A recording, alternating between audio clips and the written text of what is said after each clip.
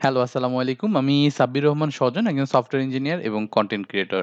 Microsoft ওয়ার্ডের premium কোর্সের আজকের এই ক্লাসটা খুবই গুরুত্বপূর্ণ। কারণ এই ক্লাসে আমি আলোচনা করব কিভাবে আপনি অটো সেভ করে রাখতে পারবেন আপনার মানে এমএস ওয়ার্ডে। সাধারণত দেখা যায় যে এই একটা প্রবলেম কিন্তু আমরা অনেকবার ফেস করছি। ইভেন আমরা যারা অনেক কাজ করে আসছি মানে এই জানা সত্ত্বেও বহুতবার এই প্রবলেমটা ফেস করছি। কাজ করতেছি হঠাৎ করে কোনো একটা কারণে সেভ করতে ভুলে গেছি। কোনো একটা কারণে দেখা যাচ্ছে যে আমার কম্পিউটারটা অফ হয়ে গেছে। সিস্টেম ক্র্যাশ করছে বা আরো অনেক ধরনের সমস্যা হইতে পারে। বা আপনি যদি কম্পিউটার ইউজ করেন আপনার যেকোনো সময় কারেন্টটা চলে গেছে। আপনি অনেক কষ্ট করে একটা ফাইল বানাইলেন, সেভ করতে ভুলে গেছেন। কারেন্টটা যদি চলে যায় তখন কিন্তু দেখবেন আপনার সবকিছু এত কষ্ট করে করছেন সবকিছু কিন্তু নষ্ট হয়ে গেল। আবার নতুন করে করতে হবে। সো ওই একটা পেইন।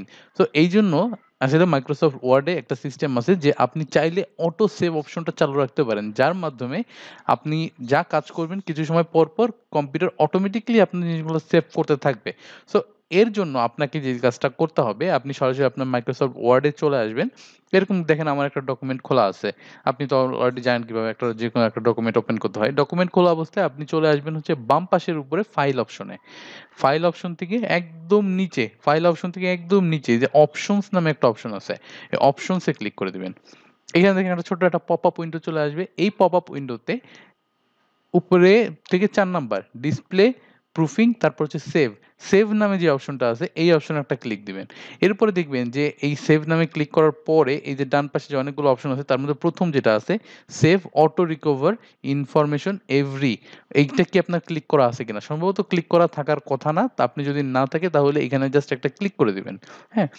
বা যদি থাকে ক্লিক করার পরে আপনার এখানে ১০ মিনিট টাইম দেওয়া আছে। ১০ মিনিটের জায়গায় আপনি এটাকে ১ মিনিট করে দেন। তার মানে এখানে কি বুঝতেছেন তো? এখানে আপনার সেভ অপশনে আসবেন। এখান থেকে এটাকে ক্লিক করে দিবেন এবং এটা ১ মিনিট করে দিবেন। মানে প্রতি ১ মিনিট পর ও রিকভার করতে থাকবে।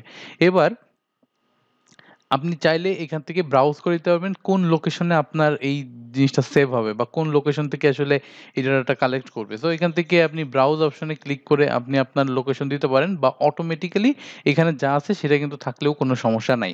এরপরে নিচে চলে আসেন। নিচে আপনি চাইলে আপনার ডিফল্ট লোকেশন কোনটা হবে। মানে আপনার যদি কোনো কারণে মানে আপনি সেভ করতে ভুলে যান তখন আপনার সেভ কোথায় অটো সেভ হয়ে থাকবে সেই অপশনটা কিন্তু এখান থেকে আপনি সিলেক্ট করে দিতে পারবেন। মানে এখানে অটোই থাকে। আপনি চাইলে এখানে ব্রাউজ করে আপনার লোকেশনটা আপনি চাইলে চেঞ্জ করতে পারবেন। সো আপনার মেইন কথা হচ্ছে এখানে আসবেন। এখানে আসার পরে আপনার এইখানে এসে আপনি ওয়ার্ড ডকুমেন্টটা কি সিলেক্ট করা আছে কিনা এটা একবার একটু চেক করে নিবেন।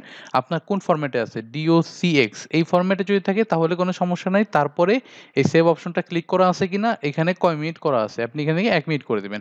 এতটুকুই। করার পরে ওকে অপশনে ক্লিক করে দিবেন। এরপরে জাস্ট একটা সেভ দিয়ে দিবেন ফাইলটাকে। ওকে। জাস্ট সেভ করার পরে এটাকে যদি এখন কেটে দেন, নতুন ফাইল যদি আপনি ক্রিয়েট করেন, আমি মনে করেন একদম সবকিছু কেটে দিলাম। তারপরে নতুন একটা ওয়ার্ড ফাইল আমি তৈরি করব। ওয়ার্ড আমার সেভটা কাজ করছে কিনা? আমি যে সেভ করছি এটা আমার হইছে কিনা এটা জাস্ট একবার আমি চেক দিব। তার জন্য আমি এখান থেকে সরাসরি ফাইল অপশনে যাব। নতুন একটা ফাইল তৈরি করছি। করার পরে এখানে অপশনে যাব।